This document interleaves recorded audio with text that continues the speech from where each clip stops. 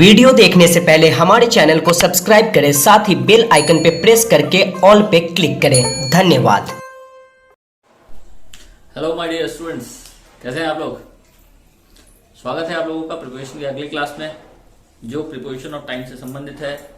और यह सेशन जो होगा वो प्रिपरेशन ऑफ टाइम का अंतिम सेशन होगा।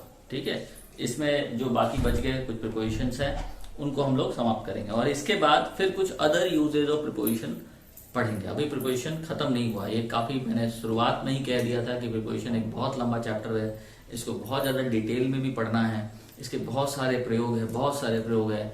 और इसके साथ ये बात है कि ग्रामर के कॉन्सेप्ट जितने भी आप पढ़ रहे हो मेरे माध्यम से या बाकी किसी भी माध्यम से अगर पढ़ोगे तो फिर पढ़ना एक बात है इस प्रिपरेशन को, और फिर इस प्रिपरेशन के प्रयोग को समझना दूसरी बात है। पढ़ना होगा तो कुछ लिमिटेड अमाउंट में पढ़ोगे, लेकिन जब इसके प्रयोग की बात आएंगे तो फिर वो अनलिमिटेड है। तो इसलिए बेसिक जानकारी अवश्य होनी चाहिए सो दैट कि इसके उतने ज्यादा प्रयोगों को आप आसान तरीके से समझ सके।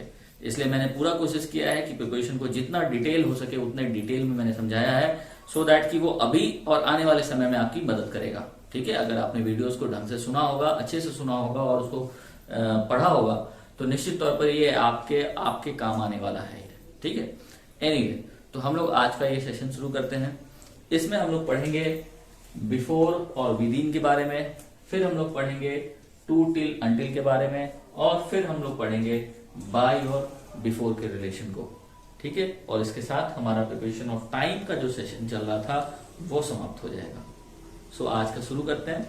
तो आज का हमारा है पहला बिफोर और विद इन के बीच में रिलेशन। ठीक है, तो बिफोर और विद इन ये दोनों का प्रयोग जो होता है वो पास्ट टेंस, फ्यूचर टेंस और प्रेजेंट टेंस। ठीक है, पास्ट, प्रेजेंट और फ्यूचर ये तीनों ही टेंस में आप बिफोर और विद इन का प्रयोग कर सकते हो। लेकिन अंतर कहाँ है? अंतर है बिफोर का प्रयोग करते हैं हम हमेशा पॉइंट ऑफ टाइम के साथ, और विद इन का प्रयोग हम करते हैं पीरियड ऑफ टाइम के साथ। इस बात को नोट कर लेंगे आप लोग। बिफोर का प्रयोग इसके पहले भी हालांकि पढ़ लिए हैं। तो बिफोर का प्रयोग कहां करेंगे? पॉइंट ऑफ टाइम के साथ। विद इन का प्रयोग कहां करेंगे? पीरियड ऑफ टाइम के साथ। ठीक है, एग्जाम्पल के तहत समझते हैं। He returned before 2015. What is 2015? Is a name of a year. ठीक है, तो ये क्या हुआ? एक पॉइंट ऑफ टाइम दर्शा रहा है। तो बिफोर 2015 लिखे हैं, यहां पर विद इन 2015 नहीं लिख सकते थे। ठीक है, कभी मत लिखना। उसी प्रकार दे रिटर्न बिफोर सनसेट। सनसेट क्या है? एक पॉइंट ऑफ टाइम है सनसेट। ठीक है, या फिर 8 PM समय का, निश्चित समय का आप बोध कर सकते हो यहाँ पर। तो this is also point of time. यहाँ पर फिर से आप इस बिफोर की जगह विद इन का प्रयोग नहीं कर सकते थे। क्यों? क्योंकि point of time. Similarly my brother will return before 15th में ये क्या है? एक डेट है। डेट भी क्या हो गया? तो निश्चित समय हो गया, पॉइंट ऑफ टाइम हो गया। यहाँ पे भी हम इस बिफोर की जगह विद इन का प्रयोग नहीं कर सकते हैं। विद इन का प्रयोग का एग्जाम्पल जैसे देखो, he return within a month. Within a month एक समय, एक महीने के दौरान के अंतर्गत। ठीक है, तो एक महीना क्या है? एक पीरियड ऑफ टाइम को इंडिकेट कर रहा है। उसके बाद they will be back to India within a year. एक साल, ये पूरा पीरियड ऑफ टाइम है। तो इस प्रकार से हम समझते हैं कि बिफोर का प्रयोग पॉइंट ऑफ टाइम के साथ और विद इन का प्रयोग पीरियड ऑफ टाइम के साथ किया जाता है। इन अंतर को समझ लिए, राइट। अब इसके बाद हम लोगों को समझना है टू टिल और अंटिल। काफी आसान है। टू टिल अंटिल का मतलब होता है तक, लेकिन जब भी कभी हम टू का प्रयोग प्रिपोजिशन ऑफ टाइम के संदर्भ में करेंगे तो ये हमेशा पेयर में इस्तेमाल होता है। पेयर में आएगा प्रयोग में। कैसे? तो फ्रॉम के साथ ये पेयरिंग इसका करता है। From and dot dot dot to, मतलब कि फ्रॉम 10 AM टू 10 PM। उसी प्रकार फ्रॉम 10 AM टिल 10 PM भी कर सकते थे, फ्रॉम 10 AM अंटिल 10 PM भी कर सकते थे। इस केस में आप टू टिल अंटिल तीनों का ही प्रयोग कर सकते हो आराम से। अंतर कहां है कि जब टू का प्रयोग करना होगा प्रीपोजिशन ऑफ टाइम के अर्थ में तो हमेशा फ्रॉम के साथ आएगा, लेकिन अगर टिल और अंटिल का करना होगा तो अकेले भी आ सकता है। फ्रॉम के साथ लगाने की कोई आवश्यकता नहीं है।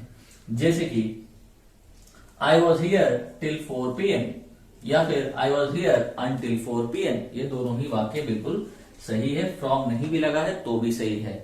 लेकिन अगर यहां पर सेंटेंस ऐसा ना होकर के इस टिल को हटा दो और यहां पर अगर लगा दो to, I was here to 4 PM, this is absolutely wrong.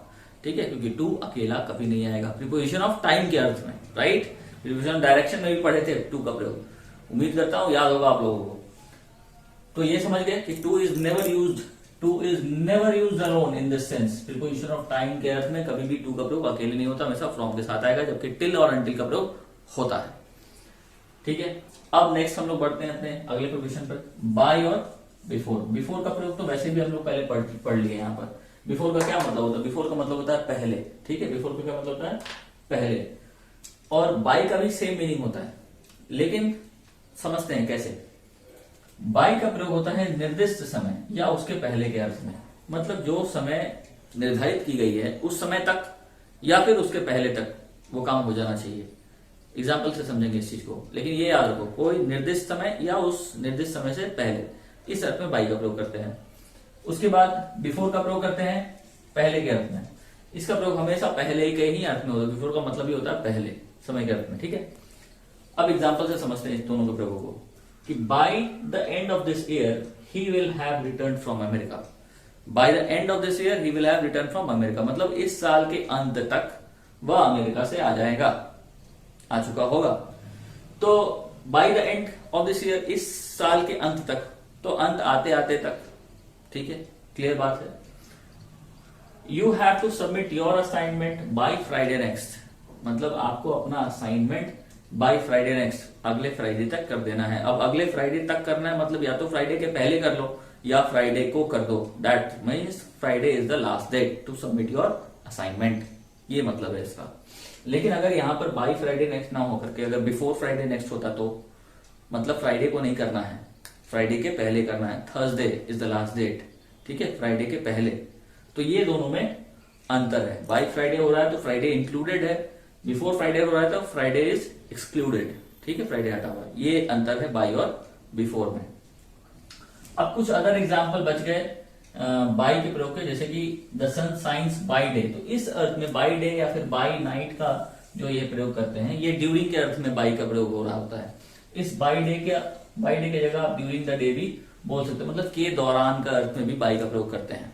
ठीक है, खास करके इन दोनों आइटम्स में। जैसे the sun shines by day, सूरज जो है वो दिन के दौरान चमकता है। वी ट्रेवल्ड बाय नाइट, हम लोग रात के दौरान ट्रेवल किए। ठीक है, तो रात के दौरान है तो ड्यूरिंग द डे भी कर सकते थे, ड्यूरिंग द नाइट भी कर सकते थे। तो याद रखना, बाय डे या फिर बाय नाइट का प्रयोग किया रहे तो यहां पर आप ड्यूरिंग द डे और नाइट भी कर सकते हो, बिल्कुल। ठीक है, इसको याद रखिएगा। तो इसके साथ हमारा प्रीपोजिशन ऑफ टाइम इस सेशन में समाप्त होता है। आज के इस प्रीपोजिशन ऑफ टाइम के अंतिम सेशन में हमने before, within, to till, until और फिर बाय और बिफोर का प्रयोग को समझा है।